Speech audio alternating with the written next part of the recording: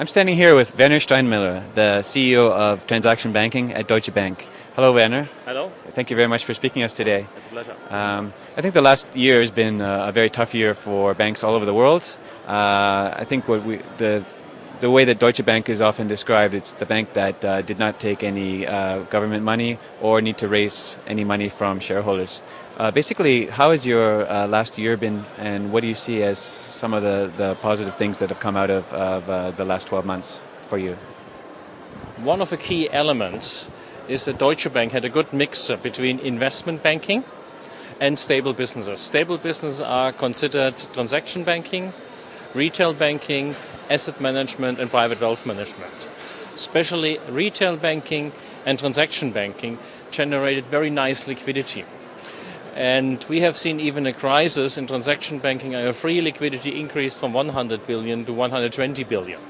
And this is extremely important in years and days of crisis, that you have liquidity, because this was avoiding, especially within Deutsche, that we had to raise equity or go to the government. And also the profitability last year's in both in retail banking and even more in transaction bank was very nicely.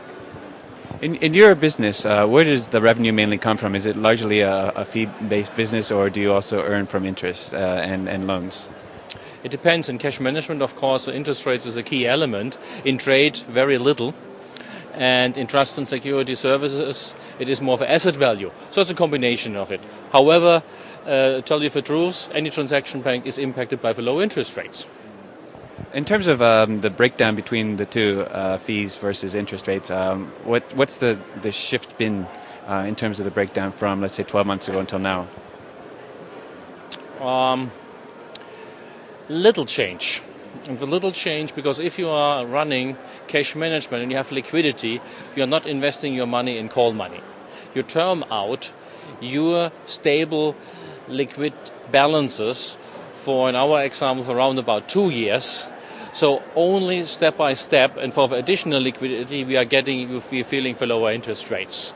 So basically, yes, we have a decline in interest rates, but it's not major. Okay, in terms of technology, what do you see as the main sort of challenges going forward? I mean, what's going to become important in terms of the technology space for transaction banking? If you are in transaction banking, I always compare ourselves with a technology company.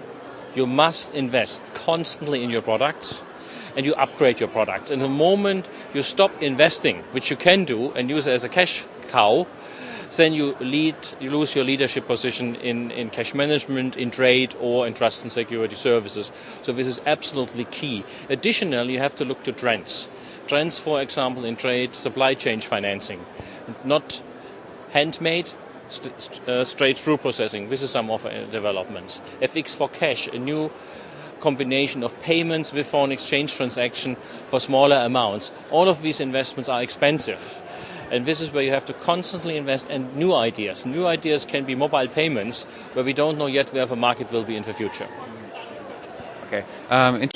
Solutions, how you can optimize your cash in the countries, how to pool it, and countries where you have restriction, how to optimize your cash. And this is more and more requested. As quick as possible, collect the cash, and when you collect the cash, you can invest it or reduce your debt. And so the sophistication in Asia is increasing constantly. So the demand for that is what's really pushing things going forward. Okay, FX for cash seems to be one of your interesting innovations. I wonder if you could tell me about what makes it quite unique, and also maybe to go back and tell us why you put it together and how you want to use it going forward. Try to make it very simple. FX for cash is handling 125 currencies. In the old days, you need basically 125 Nostro accounts with different banks to do this kind of transaction. We combine it to one account. Also, this is a straight-through process, and we don't have to touch it. So this is done automatically and not by hand. And very often the foreign exchange transaction and the payment was separate, the combination of the two, and especially not for large payment, but it is for low-value payments. And for that reason, it is a tremendous success within Deutsche Bank. FX for Cash seems to be, in a sense, an internal joint venture. It's a project that two different divisions of Deutsche put together.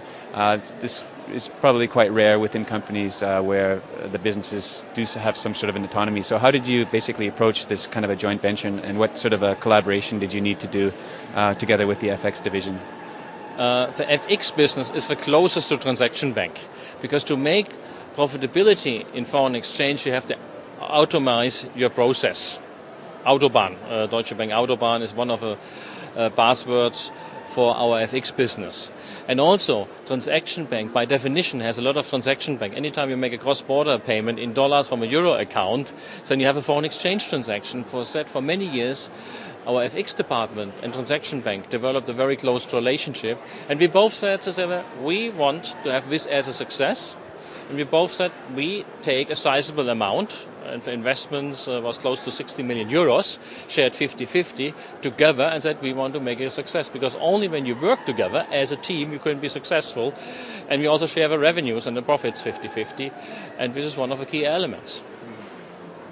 Going forward, what do you think is going to be one of the key components to your business globally?